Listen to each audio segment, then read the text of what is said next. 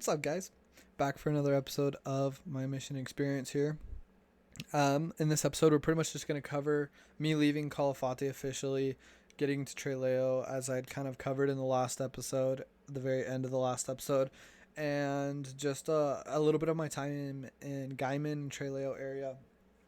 And so we'll get started and we'll go up to that point. I don't think we'll go any further than that in this episode. But so in this picture, you can see here.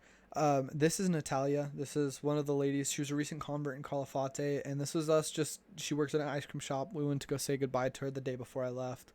So that was it was pretty funny, saying goodbye to her. She had a tendency to have kind of crushes on all the missionaries. So it was kind of funny to say goodbye to her because she'd become a good friend of ours, and she helped us teach lessons to people, and she was a really good member. But she was always sad saying goodbye to missionaries. She said she was really sad saying goodbye to Elder Whiting, and then she was really sad saying goodbye to me. So it's really, I mean, it's hard saying goodbye to people on your mission, especially when you get transferred so far. So this is Julio. Um, Julio is such a good guy. He was the guy that basically ran our branch at the time when I was in Calafate, and he was so amazing. And I remember I didn't know him very well, but one quick story of Julio. He always was willing to help us, was just always so kind to us, fed us the most amazing food. His brother and his sister, or his brother-in-law and his sister and their kids all lived at his house with him.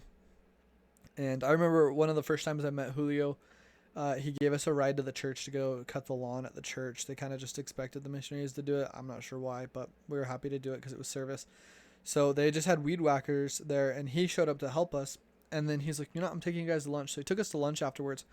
And I remember we got in the car, and he goes, "Oh, so you're new in the mission, Elder? How are you liking the mission?" I had no idea what he said to me, and I was like, "Uh huh." And he goes, I wanted to serve a mission, but then I wanted to serve a couple's mission after I got married, but then my wife had to go get brain cancer and die on me. And I didn't know what he said. And I was like, "Oh, yeah." And my companion, later, he gets out of the truck to run into the church to grab something after we'd gotten our lunch. My companion looks at me, he's like, "Yeah, he told you laughed when he said his wife died over from brain cancer, right?" And I was like, "Oh, no, I didn't know that. Can you tell him that I didn't mean it?" He's like, "Don't worry, I've already got it." So that was my kind of first experience with Julio. Uh, Technically, my very first experience was we were getting on a bus from Rio Gallegos to Calafate, and he was on the bus with us. And I thought he was just like this crazy Native American dude that was like coming on to us, and like, but no, he was buddies with my trainer, and my trainer knew that. So I think my trainer told him to tease me or something like that, and that's why I was all freaked out by him. So this is my going away cake that Vivian made me. They were just so sad that we were leaving. You can see the Brazilian flag in the background, and that was the bed in the background. That was the bed that they slept on. It was right next to the fridge. Anyways, this is the cake that Vivian made me to say goodbye, and it was so good. Oh my goodness. I don't know what they do in Argentina, but all those cakes, they're like filled with fresh fruit, and they're just delicious, and they're soft and they're moist. And anyways, I remember that being really, really good. And I remember that being a really sad experience saying goodbye to Vivian and her daughters and everybody. And Nico was there with us. He was from northern Argentina, spoke perfect English. I don't talk much about him. He was awesome, an amazing member of the church, but he would always go over there with us, and he was there that night, and it was really hard saying goodbye to him too. These are all of Vivian's daughters. We're saying goodbye to them. Oh, they're so cute. I miss all of them. So that was crazy. There's Nico. That's Nico. He always was with us. He literally was.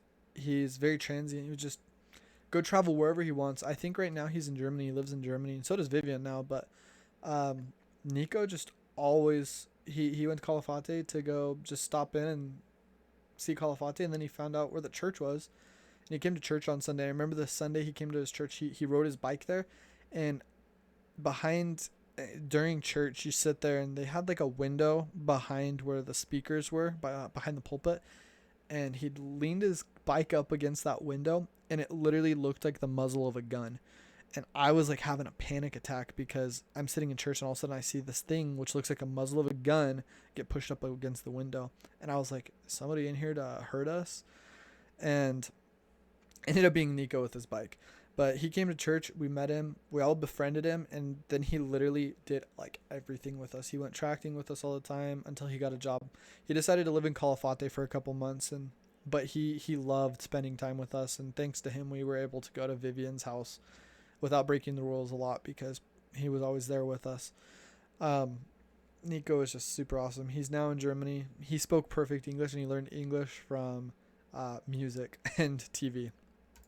So this was after I left Calafate. I left Calafate on like the 22nd of December, so like 2 or 3 days we went to before I went to Treleo and Gaiman. And that was really, really hard because a lot of times you celebrate with the members that you know and you love. You celebrate Christmas with them. And so that was really hard for me because I got transferred to this new area in a whitewash. We didn't know any of the members. We didn't know anybody. We didn't have any plans for Christmas. It was kind of sad. It was a really sad experience. It was kind of a dark time in my mission because I was really just bummed that I didn't get to be with the people that I knew and I loved. But we got transferred to Treleo. As I said, we got off the bus. And I remember the first thing when we got to Gaiman, after the zone leaders took us there, they had the keys to our apartment. They showed us where we lived. And there were sister missionaries in Gaiman prior to us. In fact, the sister training leaders were in Gaiman prior to us being moved to Gaiman in a blue wash. Elder Tony and I blue washed Gaiman. And I remember getting to the apartment, and it was just like, it was really nice. It was in this like little strip where there were 5 apartments, and our next door neighbors were 2 gay men, and then we didn't have neighbors on our right side. But we got to our apartment, and I remember we walked in, and I was like, wow, this apartment is so nice. I feel so blessed. And it was just a little like front room where we had our desks, and that was connected to the kitchen. It was just all very small, and then there was a really nice bathroom, and then a little tiny bedroom with like a sliding door that we generally keep open at night to bring in a cool breeze because nowhere in Argentina really has AC, and in Trelew it was hot. And by that time it was summertime in Trelew, so it was hot. But we got there, and I remember the first thing we did, we walk in, and I had this thing on my desk. Elder Tony chose the desk closest to the sink in the in the kitchen, so his back backed to the sink, my back backed a bookcase, which I think there's a picture later on in this that I'll show you guys. But I remember we walk in, and there was something on my desk, and it looked like a little remote, and I picked it up, and I just like pressed the button, and this alarm starts going off, and it's so loud that all of us have to leave the apartment. We're trying to figure out how to turn off the alarms. We're not knowing what to do. And so for like 5 minutes we're standing there, and I was like, hey guys, I pressed a button on this remote that's on my desk. I don't know if that set off the alarm, because it like when I pressed the button nothing happened, and then like 5 or 10 seconds later then the alarm started going off. I was like, that might have been it. And I remember is Elder Powell and Elder Hollingsworth were our zone leaders, and they were like, what the crap, why did you not tell us this 5 minutes ago while we're trying to figure this out? And so we walk in the house, we press the button, sure enough, shuts off the alarm system. And I was like, I felt so stupid when that happened. So that was my very first experience with getting to Gaishego, or getting to Treleo and setting the alarms off. And so it was just crazy. So 2 days, we got there on the 23rd of December. I remember this very vividly. We got there on the 23rd of December. Elder Tony and I worked all day the 23rd. Literally, we dropped off our stuff, didn't unpack, dropped off our stuff, and just hit the streets. Elder Tony was known to just be a workhorse in the mission. And so we dropped our stuff off and just hit the streets as soon as the zone leaders left. And we just went through the entire city. And Gaiman's very, very small, but we just like went and walked the entire city, talked to every single person we saw on the streets, went and found the church building, and it was just crazy. And then we got a call from the zone leaders, and they're like, hey, we forgot to tell you, you guys are in a district with Parque. And Parque was the worst area in our mission. It was known for having just crazy amounts of crime. It was a red zone, or a ban zone, which means American missionaries were not allowed to serve there because they would be attacked. And so it was kind of just a crazy zone. And I remember like knowing that and telling the zone leaders like, hey, that's a red zone, like I can't go in there, right? And they're like, you're not serving there, I think you're all right. And I was like, all right, sounds good. And so we called Elder the elders that were there was Elder Reskin and Elder Aquino. Elder Reskin ends up being my mission companion in Ushuaia in my third area later on. But we call them and they're like, we need to have district council. Why don't you guys come down the day of Christmas? So not tomorrow, but the next day. Stay with us, stay the night, and we'll go from there. And so we're like, all right, that gives us something to do on Christmas. So that was kind of the plan. So I don't have a lot of pictures from Gaiman, sadly, and I really regret it, and I miss it. So maybe I'll have to pull it up on Google Earth. You know what? I'm gonna do that real quickly. I'm gonna pause this. All right, I got Google Earth pulled up here. So just for example, this is Trelew. Trelew is just a very just brown dead city. Like there's no green in the entire city, and Trelew is huge. Trelew is, I believe, the largest city in our mission, and it was just ginormous. And Parque is it's like a old rundown area just on the outskirts of Trelew. I'm trying to remember exactly where it was, but I mean it was super rundown, like super rundown. But I don't know if I'm gonna be able to find it on here. But I mean like buildings falling over, and it was just bizarre. Parque was just a crazy area. But Gaiman, just so you guys can tell, that's Trelew. Gaiman is here, and it is just green and beautiful, and a beautiful river runs through. This is the Chubut River. And we didn't live too far from the Chubut River, actually. We lived I'm not sure if I can find where we lived. I think we lived around here somewhere. It was a pretty cool area where we lived. Anyways, I'm not gonna spend too much time trying to find exactly where we lived in Gaiman, but that's Gaiman. Just for example, it's very green, very beautiful.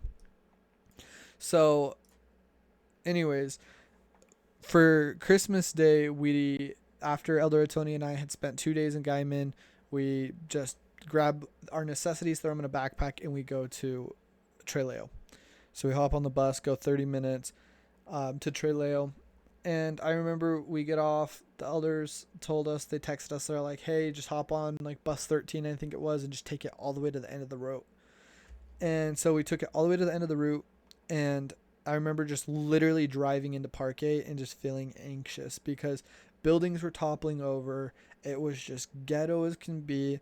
And I was just like, you can literally see walls like riddled with bullet holes. And I just was like, oh goodness, this just doesn't feel good. I don't feel comfortable. And so we like get off the bus, and they told us, they're like, we'll meet you at our apartment. It's directly across the street from the church building. We saw the church building, so we went and waited outside the church building. We just sat there, and the elders from Parque show up. It was Elder Risky and Elder Aquino, and we went with them. We got ready for they had two families lined up for Christmas for us. And I remember we went and spent this Christmas. I split off with Elder Aquino, and Elder Reskin took Elder Tony to a different family. And I remember the family that I went to, they were so kind. They just treated me with the utmost respect. They had a Christmas gift for me. They made the best food. They were just so kind to me. And I just remember feeling so at home on Christmas that it just felt good. And I remember we had permission to be out till midnight on Christmas. And so we spent the Christmas with the elders in Parque, and then that family, they drove us home. And I remember people were just like shooting guns up into the air, celebrating Christmas, shooting fireworks, and it was just crazy. I was like, holy cow, I'm definitely in a different country. I'm definitely in a different part of the world. And so we all went home, went to bed that night, and just passed out. And I remember waking up in the middle of the night hearing they had rats all over this apartment in Parque, and one of the rat traps had got sprung and caught a rat, and oh dude, it was disgusting. This apartment was just horrendous. It just reeked. It was gross. It was just a nasty apartment, and I was sleeping on the ground to make it that much better. I just felt so uncomfortable. But I remember going back to sleep and waking up the next morning. I was so excited because at this point I left in July, the very beginning of July. I left on my mission July 5th, and I hadn't talked to my family in that 5.5 months that I'd been out on my mission. And I know Christmas is just super, super awesome for missionaries because at the time when I was on my mission, missionaries couldn't call home. They got to write letters home once a week on P Day. And on Christmas and on Mother's Day, 2 times a year, are you able to call home? And I was so excited to be able to call my mom and my family on Mother's Day. And I remember I emailed my mom and dad and I was like, hey, I'm up. I'm ready to call whenever I have an hour and a half to talk to you guys or something like that. I can't remember the exact time, honestly. I've got time to talk to you guys. And so I remember we were sitting in the church building across the street from their house. And this is the day of Christmas. And all of a sudden, doo-doo, Skype pops up and I get to call my family. I was just so excited. And it pops up and I see all my little sisters and they all look like they've grown so much in 5 months. Then I see my best friend Rylan and I see my cousin Dawson and there's my friend Abby was there too. And it was just like so awesome to have that experience, to be able to call home. And I was just so excited for it. And I remember I'm sitting there and as I'm like so excited to talk to my family, I remember I hear and I was like, my mom's like, what was that? And I was like, that was gunshots. And there's a lot of gang activity in Parque, so of course we heard that. And I remember just like being even more uncomfortable to be in Parque. We ended up spending quite a bit of time in Parque while I was in Gaiman for the 3 weeks I was there, 2.5 weeks I was there. So that was a Christmas card that my mission president sent home. And then this is that little thing that I was telling you guys. This is where everybody in our mission had their faces on there. And I think I am somewhere in here. I'm right there. So that was pretty cool. It was exciting to get that as our Christmas present. This is me and my companion, Elder Tony, on our Skype call. Your mission companion is supposed to be in the video with you guys pretty much at all times, or sitting next to you, so you can be seen and heard at all times. And then there's my parents talking to them. So of course, my mom and dad are taking pictures of this. They're so excited to talk to me. It was pretty cool. I just remember being so excited to talk to my dad. I remember just like being the most excited I probably have ever been in my life, just to talk to my dad and be able to relate with him on experiences from the mission. And I just was so excited to just be able to talk to him, because one of my favorite things growing up was listening to my dad's mission stories, and I loved hearing them. And that was something that was just truly amazing to me. And it felt really good to be able to relate. There I am talking to my little sisters. And then, I will leave this for another episode. But long story short, my time in Gaiman was cut short. My second Sunday in Gaiman, we got a phone call. And we're sitting there and we were taking the sacrament. And my companion was sitting next to me. He pulls out the phone. And the assistants are calling us. And he's like, well, we're in Sacramento. I'll call him afterwards. And he hangs up. And about 2 seconds later, we get a phone call again from the assistants. And he's like, hangs up, takes the sacrament. And then they call a third time. And he's like, obviously something is going on. They really need to get a hold of us. And so he finished the sacrament and then got up and walked out. And I'm sitting there and I'm staying there. And I'm like, this is making me uncomfortable. I need to be with my companion. And so I was just sitting there. And then finally I got up, stood up, and walked out. And I remember Elder Tony was standing against the wall, kind of propped up with his hand over his face, shaking his head.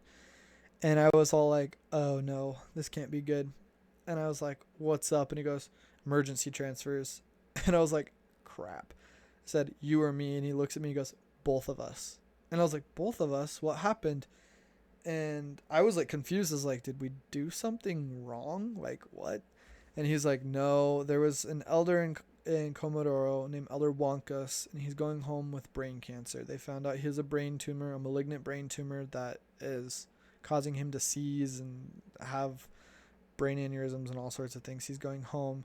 And then there's an elder that had gone home for some other stuff in the office. He was one of our office secretaries. And a kid in Coletta Livia, actually my last area, got called from there to his name was Elder McCracken. He was one of the trainers from the group I got trained in, but he got called to go be in the office. And so he goes, I'm going to take Elder McCracken's position as district leader in Coletta Livia, and you're going to Comodoro with Elder Rojas. and I remember my heart sank because I hadn't been in Gaiman very long, but you grow a very deep connection and like a true love for the places that you serve in. And I remember this was it was like the 27th or 28th of December at this point. Maybe it was the 29th. It was one of those three. And I remember, I think it was the 29th. I remember, I had just unpacked my bags the day before that too. So I'd like just unpacked, just gotten comfortable in my apartment.